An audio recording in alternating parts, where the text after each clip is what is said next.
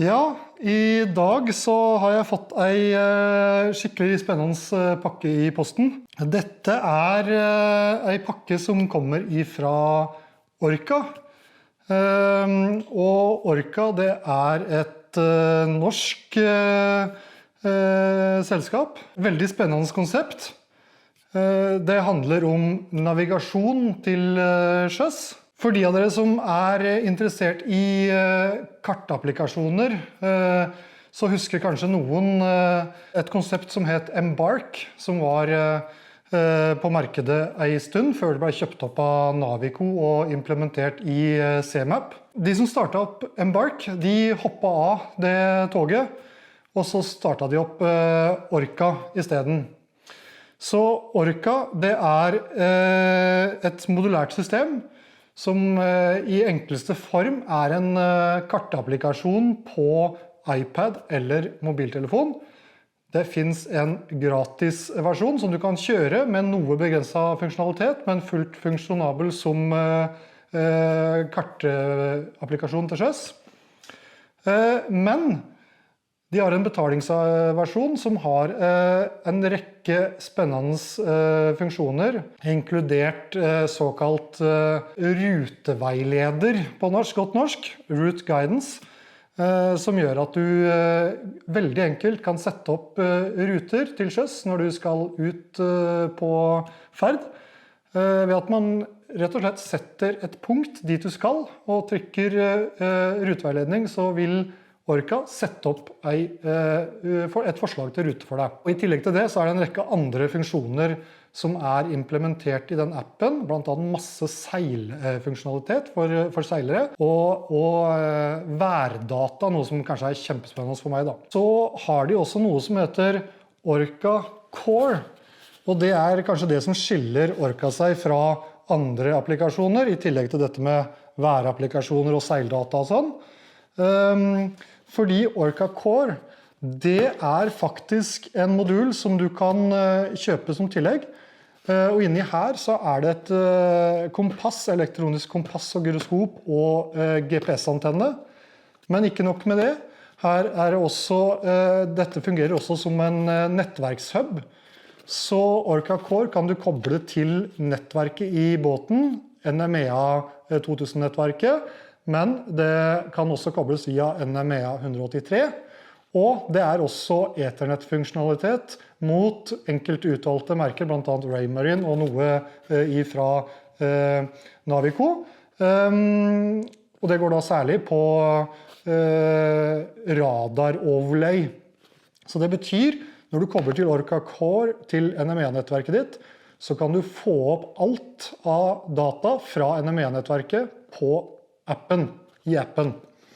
Så den biten kjempespennende. Som om ikke det nok, så har Orca også utviklet en dedikert tablet. Rett og slett en slags, hva skal vi kalle et nettbrett, men laget for å tåle røft bruk til sjøs. Det vel IPX6 godkjent, mener jeg, og det betyr at det tåler kraftig sjøsprøyt og regn og det som måtte være. Så denne kan du ha ute på dekket i båten i dårlig vær. Ekstremt lyssterk, så mye mer lyssterk enn for eksempel iPad eller et tradisjonelt nettbrett.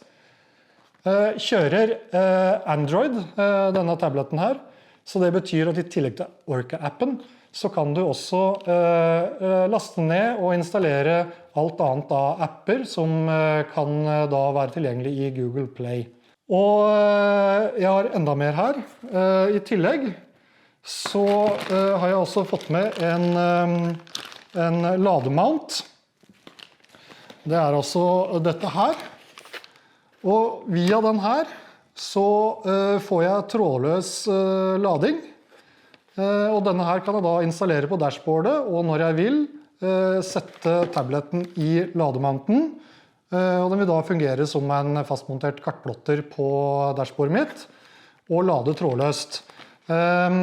Og i tillegg da så kan jeg plukke den med meg rundt på båten hvis jeg trenger det, eller ta den med meg hjem og studere ruter og værprognoser hjemme i sofaen før jeg tar den med igjen i båten.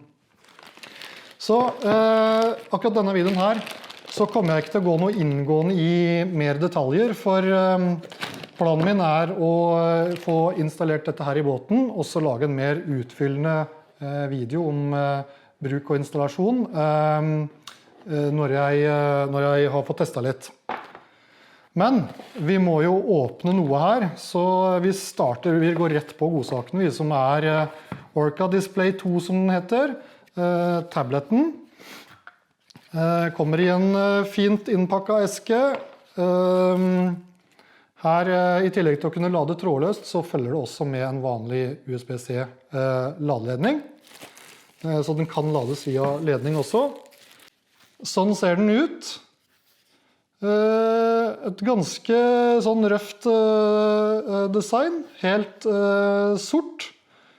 Noen betjeningsknapper på siden her. Det blant annet brukes til zoom i kartet.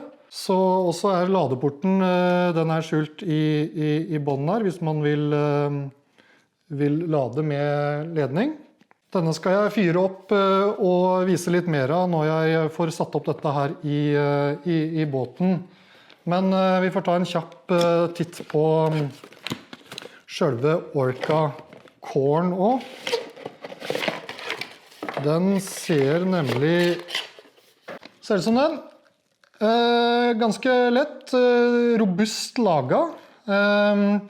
Følger med, det 2 ledninger som koblet til den, og den ene en NMHA-tilkobling, og det andre tilkobling til Ethernet.